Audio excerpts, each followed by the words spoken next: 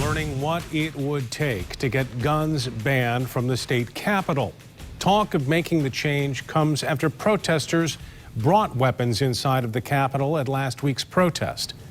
News 8's Jacqueline Francis has been talking to those behind this movement as they map out the next steps.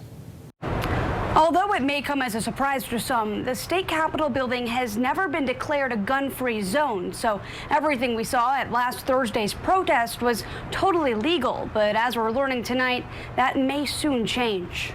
Locked and loaded. These are the words and images that swept the nation last week after armed protesters took their message inside Michigan's Capitol building, bringing their guns with them. The rally was to protest Governor Whitmer's efforts to extend the stay-at-home emergency. But perhaps the biggest thing to come from the demonstration is a growing movement to ban guns from the building. Already, the Michigan Capitol Commission has begun exploring ways to make this change, only to find out it's not up to them. Vice Chair of the commission, John Trescott, explains.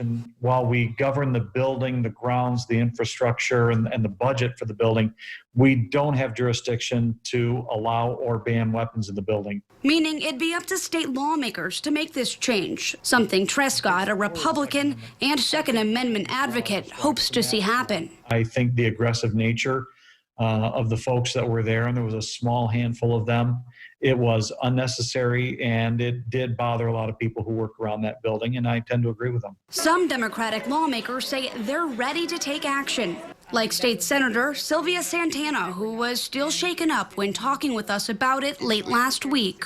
I feared for my life. Santana was one of the lawmakers wearing a bulletproof vest in the Senate chamber as armed protesters watched from the gallery above. Tonight, the senator telling us she'd gladly back legislation banning guns from the building, stating in part, quote, "This is not about limiting Second Amendment rights.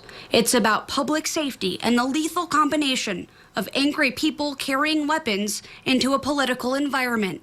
Tonight, I reached out to Republican leadership in Lansing, but didn't hear back. I also spoke with several West Michigan Republican lawmakers that didn't want to comment at this time. On Monday, the Capitol Commission will get a full briefing from their lawyers about the next steps, saying from there, they'll take that information to lawmakers to explain what kind of legislative action would need to happen for there to be change. Reporting in Studio Control, Jacqueline Francis, News 8.